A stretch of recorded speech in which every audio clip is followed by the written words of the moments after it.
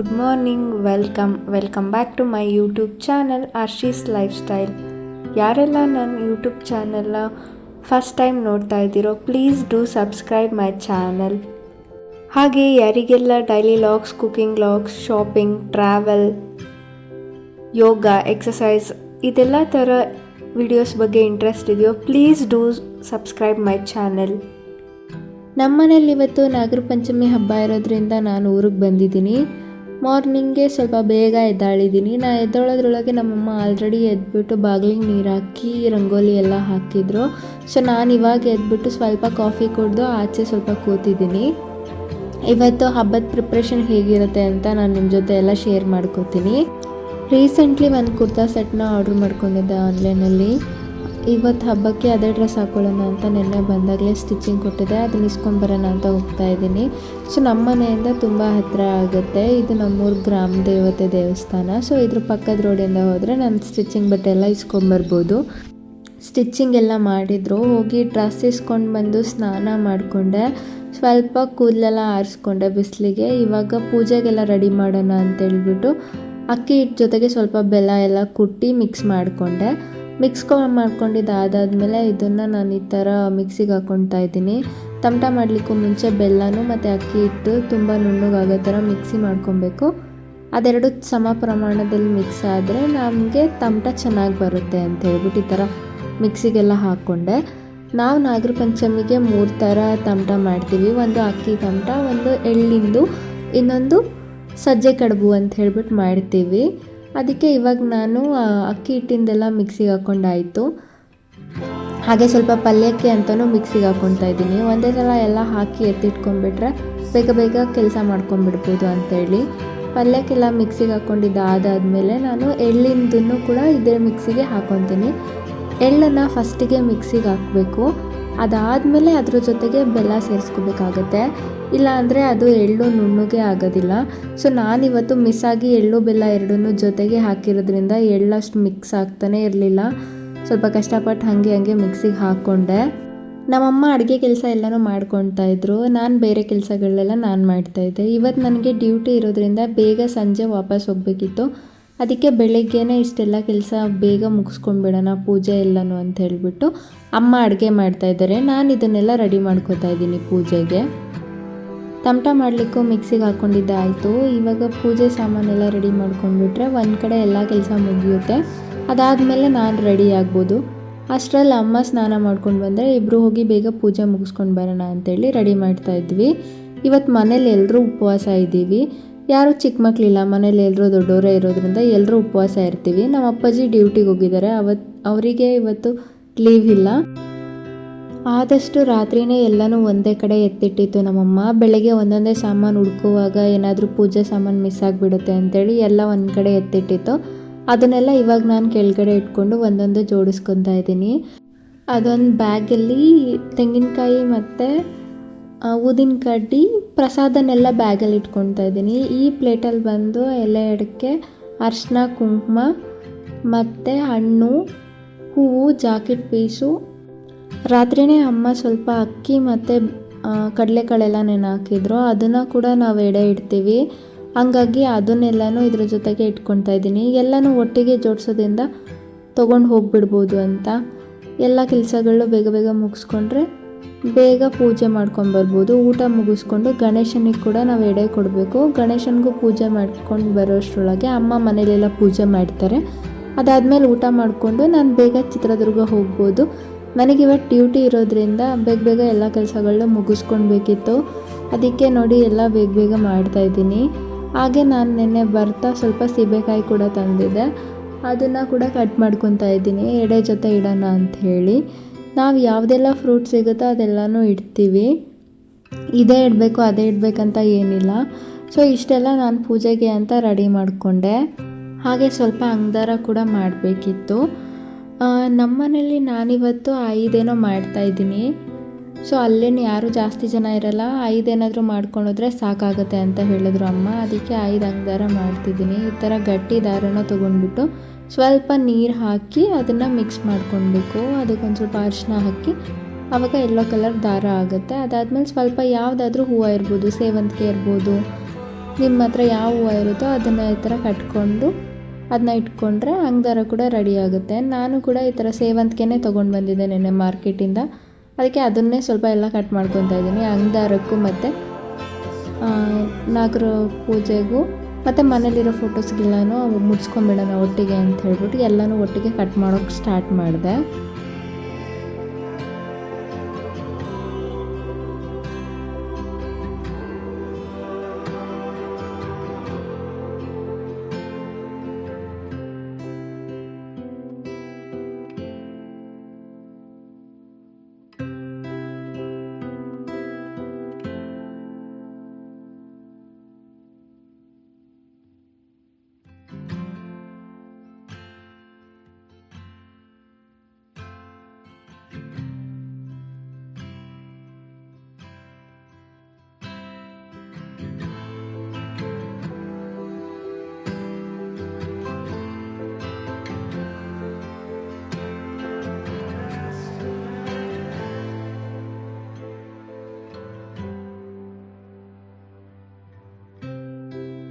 Finally ಈ ಥರ ಪೂಜೆ ಸಾಮಾನೆಲ್ಲ ರೆಡಿ ಮಾಡಿ ಇಟ್ಕೊಂಡಿದ್ದೀನಿ. ನಾವು ಇದಕ್ಕೆ ಹಾಲು ತುಪ್ಪ ಕೂಡ ಬಿಡ್ತೀವಿ, ಹಾಗಾಗಿ ಹಾಲು ತುಪ್ಪ ಕೂಡ ಇಟ್ಕೊಂಡಿದ್ದೀನಿ ಒಂದು ಕಡೆ.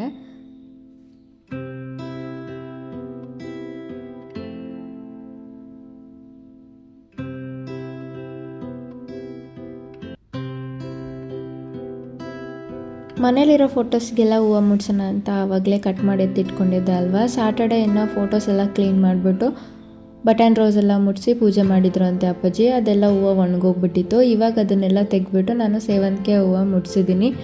ಟೋಟಲಾಗಿ ಏನಿಲ್ಲ ಅಂತಂದರೆ ಒಂದು 13 to 14 ಫೋಟೋಸ್ ಇದೆ ನಮ್ಮ ಮನೆಯಲ್ಲಿ. ಇದೆಲ್ಲ ಹಾಲಲ್ಲಿ ಇರೋದು. ದೇವ್ರ ರೂಮಲ್ಲಿ ಇನ್ನೂ 2 ಫೋಟೋಸ್ ಇದೆ. ಆಂಜನೇಯ ಮತ್ತು ರಾಘವೇಂದ್ರ ಸ್ವಾಮಿದು 2 ಫೋಟೋಸ್ ಇದೆ ನಮ್ಮ ಮನೇಲಿ. ನಾಗರ ಪಂಚಮಿಗೆ ತುಂಬ ಇಂಪಾರ್ಟೆಂಟ್ ಅಂದರೆ ಈ ಟಮಟ ಮಾಡೋದು. ಸೊ ನಾನಿವಾಗ 7 ಟಮಟ ಮಾಡ್ತಾಯಿದ್ದೀನಿ. ಅಮ್ಮ ಬಂದುಬಿಟ್ಟು ಅಕ್ಕಿ ಹಿಟ್ಟಿನ ಮಾಡ್ತಾಯಿದ್ದಾರೆ. ಇಬ್ಬರು ಬೇಗ ಬೇಗ ಮಾಡಿಕೊಂಡ್ರೆ ಹೋಗಿಬಿಡ್ಬೋದು ಅಂತ ಎಲ್ಲ ಕೆಲಸನೂ ಮುಗ್ದಿದೆ. ಇದು 1 ಟಮಟ ಮಾಡಿಕೊಂಡ್ರೆ ಮುಗೀತು, ಪೂಜೆಗೆ ಅಂತ ಹೋಗೋಕ್ಕೆ ಸ್ಟಾರ್ಟ್ ಆಗುತ್ತೆ. ಸೊ ನಾವಿವತ್ತು 5 ಎಡೆ ಆಗ್ತಾ ಇರೋದ್ರಿಂದ 5 ಮಿತ್ಕೆ ಕಟ್ತಾಯಿದ್ದೀನಿ ನಾನು. ಅಮ್ಮ ಕೂಡ 5 ಮಾಡ್ಕೊತಾ ಇದ್ದಾರೆ. ಸೊ ಇದೆಲ್ಲ ಕಟ್ಕೊಂಡು ತಗೊಂಡು ಹೋಗಬೇಕಾಗತ್ತೆ. ಎಡೆಯಲ್ಲಿ ಇದನ್ನೆಲ್ಲ ಹಾಕ್ತೀವಿ. ನಾನು ಮತ್ತೆ ಅಲ್ಲಿ ಪೂಜೆದೆಲ್ಲ ತೋರಿಸ್ತೀನಿ ನಿಮಗೆ. ನಮ್ಮ ಕಡೆ ಯಾವ ಥರ ಪೂಜೆ ಸೆಲೆಬ್ರೇಟ್ ಮಾಡ್ತೀವಿ ನಾಗರ ಪಂಚಮಿ ಅಂತ ಹೇಳ್ಬಿಟ್ಟು. ನಾವು ನಾಗರ ಪಂಚಮಿ ಸೆಲೆಬ್ರೇಟ್ ಮಾಡೋದು ನಮ್ಮೂರ ಹತ್ರ ಕೆರೆ ಇದೆ, ಅಲ್ಲಿ ನಮ್ಮ ಒಂದು ಹುತ್ತ ಇದೆ, ಅಲ್ಲೇ ನಾವು ವರ್ಷ ಸೆಲೆಬ್ರೇಟ್ ಮಾಡೋದು. ಮನೆಯಿಂದ 1 ಕಿಲೋಮೀಟರ್ ಆಗುತ್ತೆ. ಬರಿಗಾಲಲ್ಲೇ ಹೋಗಬೇಕು. ಎಡೆ ಎಲ್ಲ ತೊಗೊಂಡಿರ್ತೀವಲ್ಲ ಅದಕ್ಕೆ. ನೋಡಿ ಫೈನಲಿ ರೀಚ್ ಆದ್ವಿ. ರೆಗ್ಯುಲರಾಗಿ ನಾನು ಅಮ್ಮ 2 o'clock ಹಂಗೆ ಬರ್ತಾಯಿದ್ವಿ ಮುಂಚೆ ಎಲ್ಲ. ಇವತ್ತೇ ಫಸ್ಟ್ 12 o'clockಗೆಲ್ಲ ಬಂದಿದ್ವಿ. ತುಂಬ ಜನ ಇದ್ದರು. ಸೊ ಅದರಲ್ಲೇ ಎಲ್ಲರೂ ಒಂದೊಂದು ಕಡೆ ಪೂಜೆ ಮಾಡ್ತಾಯಿದ್ದಾರೆ. ಸೊ ನಮ್ಮಮ್ಮ ಎಡೆ ಎಲ್ಲ ಹಾಕ್ತಾಯಿದ್ರು. ನಾನು ಈ ಕಡೆ ವಿಡಿಯೋ ಶೂಟ್ ಮಾಡ್ಕೊತಾ ಇದ್ದೆ. ಬಾಳೆ ಎಲೆ ಮೇಲೆ ಅಡಿಕೆ ಎಲೆ ಇಟ್ಬಿಟ್ಟು ನಾವೇನೆಲ್ಲ ತಗೊಂಬಂದಿದ್ದೀವೋ ಅದೆಲ್ಲನೂ ಅದಕ್ಕೆ ಇಡ್ತೀವಿ. ಆಲ್ಮೋಸ್ಟ್ ಅಡುಗೆ ಇವತ್ತು ಪಾಯಸ ಅನ್ನ ಸಾಂಬಾರು ಮಾಡಿದ್ವಿ. ಊಟಕ್ಕೆ ನಾವು ಎಡೆ ಹಾಕಲ್ಲ. ಆ ಕಡೆ ಇನ್ನೊಂದು ಕಡೆ ನಾನು ನಿಮ್ಮ ವಿಡಿಯೋದಲ್ಲಿ ಶೇರ್ ಮಾಡ್ತೀನಿ. ನಾಗರಕಲ್ಲು ಮತ್ತು ಆಂಜನೇಯನ ದೇವಸ್ಥಾನ ಇದೆ. ಆಂಜನೇಯ ಸ್ವಾಮಿಗೆ ನಾವೆಲ್ಲ ಎಡೆನ ಹಾಕ್ತೀವಿ. ಮನೇಲಿ ಏನು ಸ್ಪೆಷಲ್ ಅಡುಗೆ ಮಾಡಿರ್ತೀವೋ ಅದನ್ನು. ಸೊ ಇವಾಗ ಅಮ್ಮ ಎಲ್ಲ ಜೋಡಿಸ್ಕೊಂಡ್ರು. ಅಷ್ಟರೊಳಗೆ ಮಳೆ ಎಲ್ಲ ಬಂದುಬಿಡ್ತು, ಪೂಜೆ ಮಾಡಲಿಕ್ಕೆ ಆಗಲಿಲ್ಲ. ಮತ್ತೆ ಇವಾಗ ಮಳೆ ಸ್ಟಾಪ್ ಆದಾದಮೇಲೆ ನಾನು ಪೂಜೆ ಮಾಡ್ತಿದ್ದೀನಿ. ಇದು ಅಂಗದಾರ. ನಾನು ಅಮ್ಮಂಗೆ ಕಟ್ತಾಯಿದ್ದೀನಿ, ಅಮ್ಮನೂ ನನಗೆ ಕಟ್ಟಿದ್ರು. ಆಲ್ಮೋಸ್ಟ್ ನೋಡಿ ಇಲ್ಲಿರೋರೆಲ್ಲರೂ ಒಬ್ರಿಗೊಬ್ರು ಕಟ್ತಾ ಇದ್ದಾರೆ. ಈ ಥರ ಸೆಲೆಬ್ರೇಟ್ ಮಾಡೋದಕ್ಕೆ ಖುಷಿ ಅನಿಸುತ್ತೆ. ಹಳ್ಳಿಯಲ್ಲಿ ಫೆಸ್ಟಿವಲ್ಸೇ ಒಂಥರ ತುಂಬ ಚೆನ್ನಾಗಿರುತ್ತೆ. ಇವತ್ತು ಸ್ವಲ್ಪ ಪೂಜೆ ಮಾಡಲಿಕ್ಕೆ ಗಡಿಬಿಡಿ ಅನ್ನಿಸ್ತಾ ಇತ್ತು. ಯಾವಾಗಲೂ ಲೇಟಾಗೇ ಬರ್ತಿದ್ವಿ ನಾನು ಅಮ್ಮ. ಮುಂಚೆ ಎಲ್ಲ ನಾನು ಅಷ್ಟೊಂದು ಕೆಲಸ ಮಾಡ್ತಿರ್ಲಿಲ್ಲ. ಅಮ್ಮ ಒಬ್ಬರೇ ಎಲ್ಲ ಕೆಲಸ ಮಾಡ್ತಿದ್ದರಿಂದ ಸ್ವಲ್ಪ ಲೇಟ್ ಆಗ್ತಿತ್ತು. ಬಂದು ಎಲ್ಲನೂ ಮುಗಿಸ್ಕೊಂಡು ಹೋಗೋ ಅಷ್ಟರೊಳಗೆ ಇಷ್ಟೊಂದು ಜನ ಕೂಡ ಇರ್ತಾ ಇರಲಿಲ್ಲ. ಇದೇ ಫಸ್ಟ್ ಟೈಮ್ ಬೇಗ ಬಂದಿರೋದ್ರಿಂದ ಎಷ್ಟೊಂದು ಜನ ಇದ್ದಾರೆ. ಅಂದರೆ ಕೆಲವರು ಮನೇಲೆಲ್ಲ ಚಿಕ್ಕ ಮಕ್ಳು ಇರ್ತಾರೆ ಅಲ್ವಾ, ಉಪವಾಸ ಎಲ್ಲ ಜಾಸ್ತಿ ಹೊತ್ತು ಇರೋದಕ್ಕಾಗಲ್ಲ. ಅದಕ್ಕೆ ಬೇಗ ಬೇಗ ಬಂದು ಪೂಜೆ ಎಲ್ಲ ಮಾಡ್ಕೊಂಡು ಹೋಗ್ತಿರ್ತಾರೆ. ಸೊ ಇಲ್ಲಿ ಎಲ್ಲರೂ ತುಂಬ ಜನ ಬಂದಿರೋದ್ರಿಂದ ಗಡಿಬಿಡಿ ಅನಿಸ್ತಾ ಇತ್ತು. ಹಾಗೆ ಸ್ವಲ್ಪ ಮಳೆ ಕೂಡ ಬಂತು ಅಲ್ವಾ, ಹಾಗಾಗಿ ಸ್ವಲ್ಪ ಜನ ಹೋಗೇ ಬಿಟ್ಟರು. ವರ್ಷಕ್ಕೊಂದ್ಸಲ ತಪ್ಪದೇ ಇರೋ ಹುತ್ತಕ್ಕೆ ಹಾಲು ಹಾಕಲೇಬೇಕು, ಇಲ್ಲ ಅಂತಂದರೆ ಒಳ್ಳೆಯದಾಗಲ್ಲ ಅಂತ ಹೇಳ್ತಾರೆ. ಕನಸಲ್ಲೆಲ್ಲ ಕೆಲವರಿಗೆ ಹಾವೆಲ್ಲ ಬರ್ತಾ ಇರುತ್ತೆ. ನನಗೆ ಯಾವತ್ತೂ ಆ ಥರ ಆಗಿಲ್ಲ. ಆಲ್ಮೋಸ್ಟ್ ನಾನು ಮಿಸ್ ಮಾಡೋದಿಲ್ಲ. ಲೀವ್ ಇಲ್ಲ, ಮನೆಗೆಲ್ಲ ಬರೋಕ್ಕಾಗಿಲ್ಲ ಅಂತ ಹೇಳಿದ್ರು ನಾನು ಎಲ್ಲಿರ್ತೀನೋ ಅಲ್ಲೇ ನಾಗರಕಲ್ಲಾದರೂ ಇರುತ್ತೆ ಅಲ್ವಾ, ಅಲ್ಲೇ ಹೋಗಿ ಪೂಜೆ ಆದರೂ ಮಾಡ್ಕೊಂಡು ಬರ್ತೀನಿ. ನಾನು ಲಾಸ್ಟ್ ಎಲ್ಲ ಬೆಂಗಳೂರಲ್ಲಿದ್ದಾಗ ಮನೆ ಪಕ್ಕನೇ ಒಂದು ದೇವಸ್ಥಾನ ಇತ್ತು, ಅಲ್ಲಿ ನಾಗರಕಲ್ಲೆಲ್ಲ ಇತ್ತು. ನಾವು ಅಲ್ಲೇ ಹೋಗಿ ಪೂಜೆ ಎಲ್ಲ ಮಾಡ್ಕೊಂಡು ಬಂದಿದ್ವಿ. ಎಲ್ಲರೂ ಅಷ್ಟೇ, ನೀವು ಎಲ್ಲೆಲ್ಲಿ ಇರ್ತೀರೋ ಅಲ್ಲೇ ಪೂಜೆ ಮಾಡ್ಕೊಳ್ಳಿ, ಊರಿಗೆಲ್ಲ ಬರೋಕ್ಕಾಗಿಲ್ಲ ಅಂತ ಹೇಳಿದ್ರೆ, ಊರಿಗೆ ಬಂದಿಲ್ಲ ಅಂಥೇಳಿ ಪೂಜೆ ಎಲ್ಲ ಮಾಡದೇ ಇದ್ದರೆ ಅಷ್ಟೊಂದು ಚೆನ್ನಾಗಿರಲ್ಲ. ಸೊ ನಾನು ನವರಾತ್ರಿ ಪೂಜೆ ಕೂಡ ಮಾಡ್ತೀನಿ 9 ದಿನ. ಲಾಸ್ಟ್ ಇಯರ್ ಕೂಡ ನವರಾತ್ರಿ ಪೂಜೆ ಮಾಡೋಕ್ಕೆ ಹೋಗ್ತೀನಿ ಅಲ್ವಾ, ಅದೇ ಪಾರ್ಕಲ್ಲಿ ನಾಗರಕಲ್ಲು ಕೂಡ ಇದೆ. ಸೊ ಅಲ್ಲೇ ಒಂದಿನ ಪೂಜೆ ಮಾಡಿ ಹಾಲೆಲ್ಲ ಹಾಕಿದ್ದೆ. ಅವಾಗವಾಗ ನಾವು ಈ ಥರ ಎಲ್ಲ ಪೂಜೆಗಳನ್ನ ಮಾಡ್ತಾ ಇರಬೇಕು.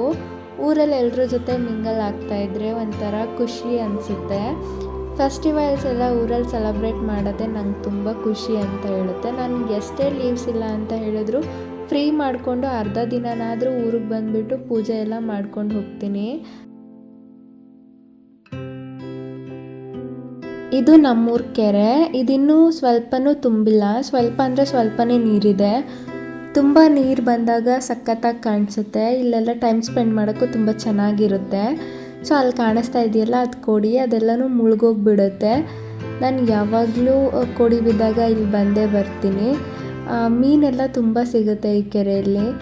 ನಾನು ಇನ್ ಕೇಸ್ ಏನಾದರೂ ನನ್ನ ಹತ್ರ ಓಲ್ಡ್ ವೀಡಿಯೋಸ್ ಇದೆ ಈ ಲಾಗಲ್ಲಿ ಶೇರ್ ಮಾಡ್ಕೋತೀನಿ, ಎಷ್ಟೊಂದು ತುಂಬುತ್ತೆ ಕೆರೆ ಅಂತ ಹೇಳಿಬಿಟ್ಟು. ನಾನಿಲ್ಲಿ ಎಡೆ ಹಾಕಿ ಪೂಜೆ ಮಾಡ್ತಾ ಇರೋದು. ಒಂದು ಕೋತಿನ ಒಡೆದು ಸಾಯಿಸಾಕ್ಬಿಟ್ಟಿದ್ರು ಅಂತೆ. ಸೊ ಆವಾಗ ಅದ್ರ ಶಾಪ ತಟ್ಟಬಾರ್ದು ಅಂತೇಳಿ ಇಲ್ಲಿ ದೇವಸ್ಥಾನ ಕಟ್ಟಬೇಕು ಅದಕ್ಕೆ ಅಂತ ಹೇಳಿದ್ರು ಅಂತೆ. ಅದೇ ದೇವಸ್ಥಾನನೇ ಇದು. ಸೊ ನಾವು ಯಾವಾಗಲೂ ವರ್ಷ ನಾಗರ ಪಂಚಮಿಗೆ ಬಂದರೆ ಇಲ್ಲಿ ಎಡೆ ಹಾಕಿಬಿಟ್ಟು ಪೂಜೆ ಮಾಡ್ಕೊತೀವಿ. ನಮ್ಮ ಮನೆ ದೇವರು ಆಂಜನೇಯ ಆಗಿರೋದ್ರಿಂದ ಇದಕ್ಕೂ ನಾವು ಪೂಜೆ ಮಾಡ್ಕೊತೀವಿ. ಆ ಕಡೆ ನಾಗರಕಲ್ಲಿದೆ, ಸ್ವಲ್ಪ ಜನ ಎಲ್ಲ ನಾಗರಕಲ್ಲಿಗೆ ಪೂಜೆ ಮಾಡ್ತಾರೆ. ನಾವು ಕೂಡ ಪೂಜೆ ಮಾಡ್ತೀವಿ, ಬಟ್ ಎಡೆ ಎಲ್ಲ ಏನೂ ಹಾಕಲ್ಲ.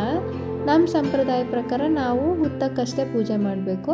ಹಂಗಾಗಿ ನಾನಿಲ್ಲೆಲ್ಲ ಪೂಜೆ ಮಾಡ್ತಾಯಿದ್ದೀನಿ. ಅಮ್ಮ ಅದಕ್ಕೆಲ್ಲ ಪೂಜೆ ಮಾಡ್ಕೊಂಡು ಬರ್ತಾಯಿದ್ದಾರೆ. ನಾನು ಅಮ್ಮ ಹುತ್ತಕ್ಕೆ ಕಾಯೆಲ್ಲ ಒಡ್ಬಿಟ್ಟು ಪೂಜೆ ಮಾಡಿದ್ವಿ. ಅದಕ್ಕೆ ಇಲ್ಲಿ ನನ್ನ ತಮ್ಮಂಗೆ ಹೇಳ್ತಾಯಿತ್ತು ಅಮ್ಮ ಕಾಯಿ ಹೊಡೆದ್ಬಿಟ್ಟು ಪೂಜೆ ಮಾಡು ಅಂತ. ನಾನು ಎಡೆ ಎಲ್ಲ ಹಾಕ್ಬಿಟ್ಟು ಪೂಜೆ ಮಾಡಿಟ್ಟೆ. ನೆಕ್ಸ್ಟ್ ನನ್ನ ತಮ್ಮ ಪೂಜೆ ಮಾಡ್ತಾನೆ ಇವಾಗ. ಸೊ ಆ ಕಡೆ ನಾಗರಕಲ್ಲಿಗೆ ಕೂಡ ಪೂಜೆ ಮಾಡ್ಕೊಂಡು ಬರ್ತೀನಿ. ಅಲ್ಲಿ ತುಂಬ ಜನ ಬಂದುಬಿಟ್ಟು ಪೂಜೆ ಮಾಡ್ತಿರ್ತಾರೆ. ಒಬ್ಬೊಬ್ರದ್ದು ಒಂದೊಂದು ಥರ ಇರುತ್ತೆ ಸಂಪ್ರದಾಯ. ಅವರೆಲ್ಲ ನಾಗರಕಲ್ಲಿಗೆ ಮಾಡ್ತಾರೆ, ಹುತ್ತಕ್ಕೆ ಮಾಡಲ್ಲ ಪೂಜೆ. ನಾವು ಹುತ್ತಕ್ಕೆ ಮಾಡ್ತೀವಿ, ನಾಗರಕಲ್ಲಿಗೆ ಮಾಡಲ್ಲ. ನಾನು ನಾಗರಕಲ್ಲಿಗೆಲ್ಲನೂ ಹೋಗ್ಬಿಟ್ಟು ಹಾಲೆಲ್ಲ ಬಿಟ್ಟು ಬರ್ತಾಯಿದ್ದೀನಿ. ಇವಾಗ ನನ್ನ ತಮ್ಮನೂ ಪೂಜೆ ಮಾಡಿ ಆಯಿತು. ಇವಾಗ ಅಮ್ಮ ಪೂಜೆ ಮಾಡ್ತಿದ್ದಾರೆ. ನನ್ನ ದೊಡ್ಡ ತಮ್ಮ ಬಂದು ಬೆಂಗಳೂರಲ್ಲಿದ್ದಾನೆ, ಅವನಿಗೆ ಲೀವ್ ಇಲ್ಲ ಅಂತ ಅವನು ಬಂದಿಲ್ಲ. ರೀಸೆಂಟಾಗಿ ಲೀವ್ ತೊಗೊಂಡು ಅವನು ಬಂದಿದ್ದ. ಆ್ಯಕ್ಚುಲಿ ಊರಲ್ಲಿ ಕ್ರಿಕೆಟ್ ಇದೆ ಅಂತ ಹೇಳಿಬಿಟ್ಟು. ನಾನು ಮತ್ತೆ ಊರಿಗೆ ದಸರಾಗೆ ಬರೋದು, ಅದಕ್ಕೆ ಅಲ್ಲಿ ಸ್ವಲ್ಪ ಕೋಡಿ ಹತ್ರ ಹೋಗಿ ನೋಡ್ಕೊಂಡು ಬರೋಣ ಅಂತ ಹೋಗ್ತಾಯಿದ್ದೀನಿ. ನನ್ನ ತಮ್ಮ ವಿಡಿಯೋ ಮಾಡಿಕೊಡ್ತಿದ್ದ ನನಗೆ. ಆ್ಯಕ್ಚುಲಿ ಹೇಳ್ಬೇಕಂದ್ರೆ ಅಷ್ಟರೊಳಗೆ ಇದೇನಾದರೂ ತುಂಬ ತುಂಬಿತು ಅಂತ ಹೇಳಿದ್ರೆ ಇಲ್ಲೆಲ್ಲ ಬರೋದಕ್ಕೂ ಆಗಲ್ಲ. ನಾವು ಹೈಸ್ಕೂಲ್ ಮತ್ತು ಪ್ರೈಮರಿ ಸ್ಕೂಲ್ ಇರಬೇಕಾದ್ರೆ ನಾನು ಮತ್ತು ನನ್ನ ಕಸಿನ್ಸ್ ಎಲ್ಲರೂ ಬರ್ತಿದ್ವಿ ಇಲ್ಲಿಗೆ. ಇಲ್ಲೆಲ್ಲ ಬಂದು ಅಡುಗೆ ಮಾಡಿಕೊಂಡು ಊಟ ಮಾಡಿ ಆಟ ಆಡ್ತಿದ್ವಿ. ಆವಾಗಿನ ಮೆಮೊರೀಸೇ ಒಂಥರ ಚೆನ್ನಾಗಿರುತ್ತೆ. ಇದು ಫುಲ್ ಆಗುತ್ತೆ. ಆ್ಯಕ್ಚುಲಿ ಇದರಿಂದ ಡೈರೆಕ್ಟ್ ಆ ಕೋಡಿ ಮೇಲ್ವರೆಗೂ ಕನೆಕ್ಷನ್ ಇತ್ತು. ಕೆರೆ ತುಂಬಿದ ಟೈಮಲ್ಲಿ ಯಾವುದೋ ಇಯರಲ್ಲಿ ಅದು ಮುರಿದೋಗ್ಬಿಟ್ಟಿದೆ. ಇವಾಗ ನಾನು ನಿಂತಿದ್ದೀನಿ ಅಲ್ವಾ, ಅಲ್ಲಿಗೆ ಲಾಸ್ಟು.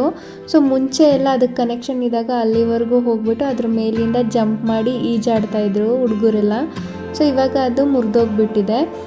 ಅಲ್ಲಿಗೆ ನಾನು ಅಲ್ಲೇ ಕೂತ್ಕೊಂಡು ಒಂದು ಸ್ವಲ್ಪ ಟೈಮ್ ಸ್ಪೆಂಡ್ ಮಾಡಿದೆ. ಹಾಗೆ ಸ್ವಲ್ಪ ಅಮ್ಮನೂ ಪೂಜೆ ಎಲ್ಲ ಮುಗಿಸ್ಕೊಳ್ಳಿ ಹೋಗೋಣ ಅಂತ. ಅವರು ಕೂಡ ಪೂಜೆ ಎಲ್ಲ ಮುಗ್ದಿತ್ತಲ್ವ, ಅಲ್ಲೇ ಸ್ವಲ್ಪ ದೇವಸ್ಥಾನ ಮುಂದೆ ಕೂತಿದ್ರು.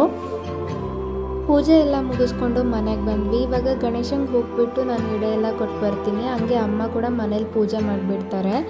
ಇಲ್ಲಿ ನೋಡಿದ್ರೆ ಗಣೇಶಂಗೆ ಇನ್ನೂ ಡೆಕೋರೇಷನ್ನೇ ಆಗಿರಲಿಲ್ಲ. ಅದಕ್ಕೆ ಹುಡುಗರು ಯಾರೂ ವೀಡಿಯೋ ಮಾಡ್ಕೊಳ್ಳಿಕ್ಕೆ ಬಿಟ್ಟಿಲ್ಲ. ಡೆಕೋರೇಷನ್ ಎಲ್ಲ ಕಂಪ್ಲೀಟ್ ಆದಮೇಲೆ ಮಾಡ್ಕೊಳ್ಳಿ ಅಂತ ಹೇಳಿದ್ರು. ನನಗಷ್ಟು ಟೈಮ್ ಇರಲಿಲ್ಲ ಅಂತ ಹೇಳ್ಬಿಟ್ಟು ನಾನು ಹಾಗೆ ಪ್ರಸಾದ ಕೊಟ್ಟು ಹೂವು ಎಲ್ಲ ಕೊಟ್ಟು ಪೂಜೆ ಮಾಡಿಸ್ಕೊಂಡ್ಬಿಟ್ಟು ಮನೆಗೆ ಹೋದೆ. ಸೊ ಈ ಲಾಗ್ ನಿಮ್ಮೆಲ್ಲರಿಗೂ ಇಷ್ಟ ಆಗಿದೆ ಅಂತೇಳಿ ಭಾವಿಸ್ತಾ ಇದ್ದೀನಿ. ಸೊ ಯಾರಿಗೆಲ್ಲ ಈ ಲಾಗ್ ಇಷ್ಟ ಆಗಿದೆ ಪ್ಲೀಸ್ ಲೈಕ್ ಮಾಡಿ, ಶೇರ್ ಮಾಡಿ, ಕಮೆಂಟ್ ಮಾಡಿ. Thank you for watching. ಮತ್ತೆ ಹೊಸ ವಿಷಯದ ಜೊತೆಗೆ ನಾಳೆ ಮತ್ತೆ ಸಿಗ್ತೀನಿ. ಬಾಯ್.